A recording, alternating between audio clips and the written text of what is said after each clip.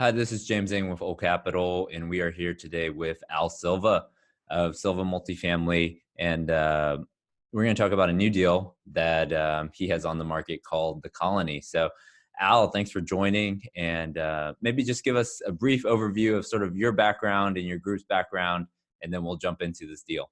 Sure. Thanks for having me, James. Really appreciate it. So I'm with Marcus and Millichap. I've been with Marcus and Millichap. It'll be 16 years in March. I started in the Dallas office and back in '07 came out to help open the Fort Worth office. So I've got a team here consisting of myself, Ford Brawley, Dan Mullen, and our marketing coordinator, Brenna Skinner.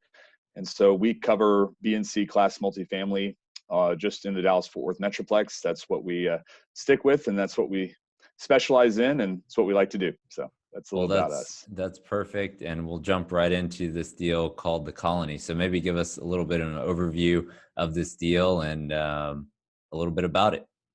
Yeah, the colony is a great opportunity. It's something you don't see too often in today's market environment. It's been managed by the same company for 23 straight years. Everybody says, "Bring me a Class C property in a Class A location."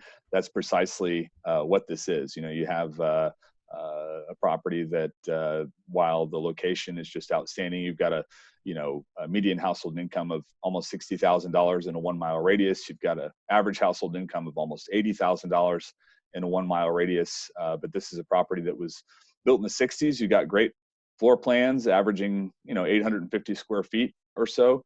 But the opportunity here is to come in and put, attractive new debt on it, which James can help you with, and put some capital into it, and you can really move the needle on rents. Anytime you have a property that's been managed by the same group for such a long time, no matter how good they are, they tend to let certain things run by the wayside, certain opportunities go kind of unpicked. So you're starting off with pretty original interiors, and you improve the overall curb appeal of the exterior, unit interior finish out, common area amenities, and you should have substantial room to move rents. The location's outstanding. You can see here on this map, you've got walking distance to elementary, middle, and high schools, all of which are good schools. It's located in North Irving. Irving's a hot market near DFW Airport, kind of the heart of the DFW Metroplex. What I like about this location in particular is as you're going up North MacArthur towards Las Colinas, that's where this property is, tucked back kind of in a residential neighborhood. So you have access to the main drag, but it's also a nice, quiet community. And then I guess I pulled up an aerial here. So you have MacArthur, which is a major north-south artery, and then you sort of tuck back and then sort of explain in this aerial sort of how many different phases the property is and sort of how they run the property now. Sure. This property consists of 5 total phases. Okay, so there's 5 different architectural styles. Each one is based on kind of a Spanish or a French or different. It's called the colony. So it's different architectural styles, which I think is very unique. The opportunity, I think, is to come in and give it more of a cohesive feel. It is all run out of one leasing office. All the phases here are contiguous with one another, so that's really easy. You've got a laundry facility for each phase. You have 3 swimming pools throughout the property as well, and there's plenty of space to add common area amenities. So I think, coming in on top of adding to curb appeal, you're going to want to add common area amenities or improve the existing common area amenities, and just kind of create more of a cohesive look to the property without getting rid of the character. Okay, so we obviously great location, North Irving. I think it's like 2 or 3 minutes from the Four Seasons, right there on MacArthur. So great location. Exactly. So talk a little bit about sort of exterior, maybe what the seller's done so far, maybe what upside there is on the exterior, and then we'll jump into the interior of the property.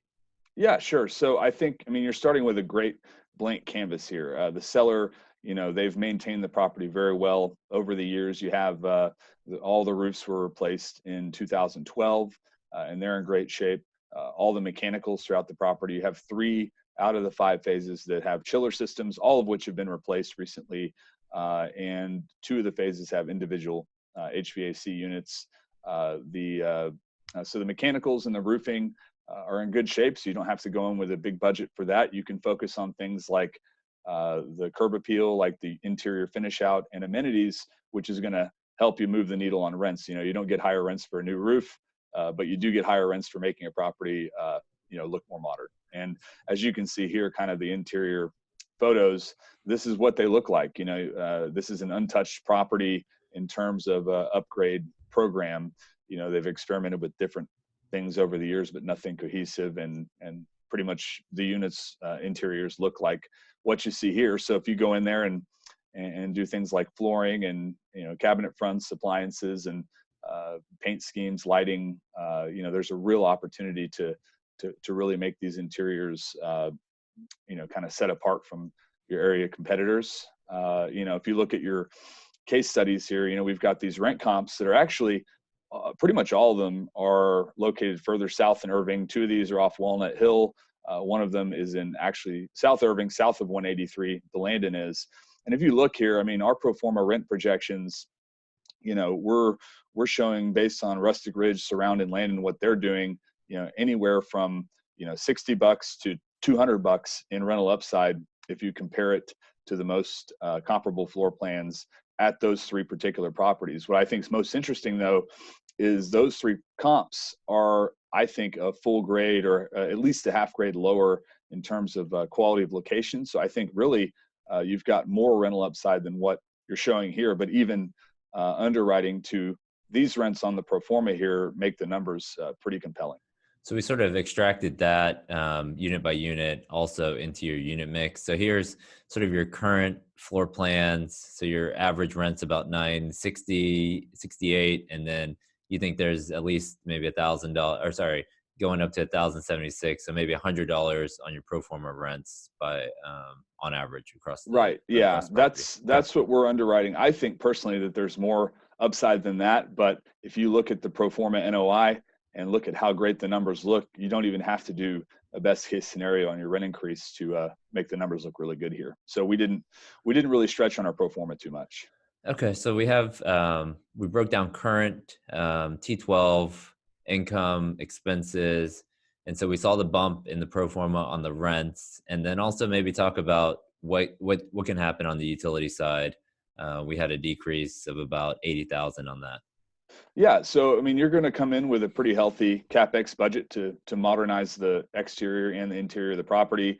We're projecting within about a 2-year time frame that's going to translate to about an 11.7% revenue increase, which considering that if organic effective rent growth has exceeded 5% in Irving for the past several years, I think that's a pretty conservative projection. But even with that being said, we're able to increase NOI from $1,055,000 currently to $1,275,000 within 2 years. We do that primarily by two ways. One is increasing revenue through a unit upgrade program and making capital improvements to the property. And number two is, we've got a quote from the Save Water Company. The property currently pays for all the utilities and bills the residents back. And so what you can do is by implementing a water conservation program, you can save about $76,000 a year in water expense. And you say, well, if I'm billing back the residents, why would I want to, spend $100,000 to save $78,000 in water expense? The reason is, for every, if you reduce the cost of living by, $76,000 across the board, which equates to $35 a month in potential rent increase that you could have without doing anything. So if you're reducing the water expense by $35 a month, that gives you, some room to increase rents more.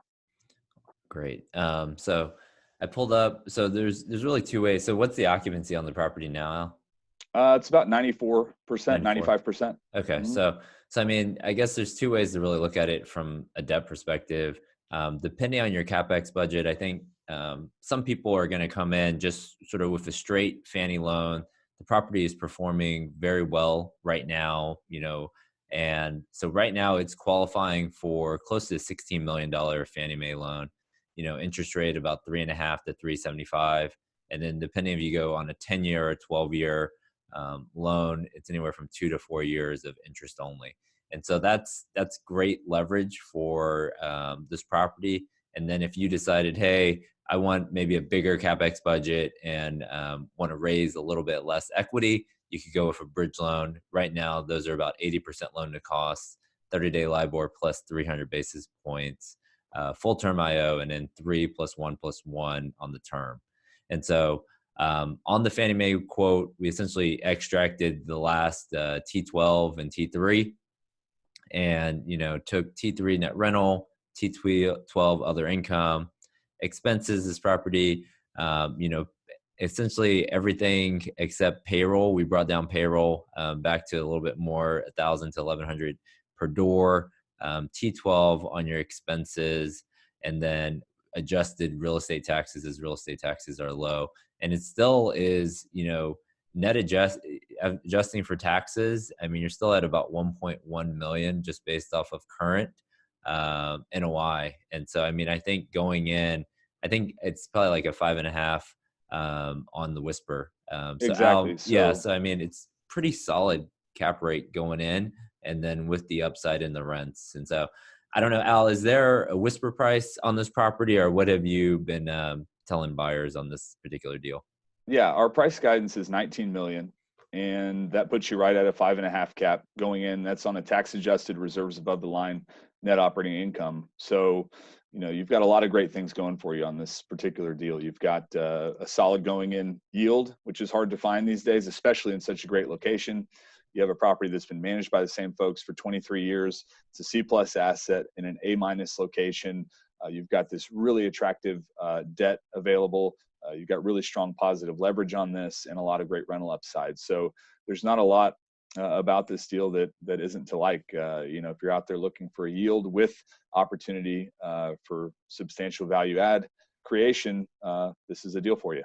And then I know you've been doing a couple tours out there the last week or so. Have you set a call for offers date on this deal yet? And what's the best way for people to sort of reach out to you if they're interested, either have questions or want to set up a tour? Yeah, sure. So our call for offers date has been set for February 28th, which is the end of next week. So there's some time left, but not a ton of time.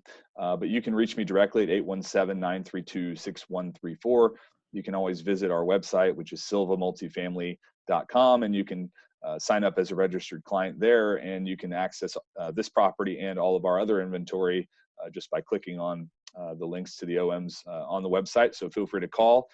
You can email me, al.silva at marcusmillichap.com. So any way you want to get a hold of us, we're around. Well, Al, thanks a lot. I think this is a great property for people to get on, and appreciate you coming on today. Sure thing. Thank you, James. Thanks.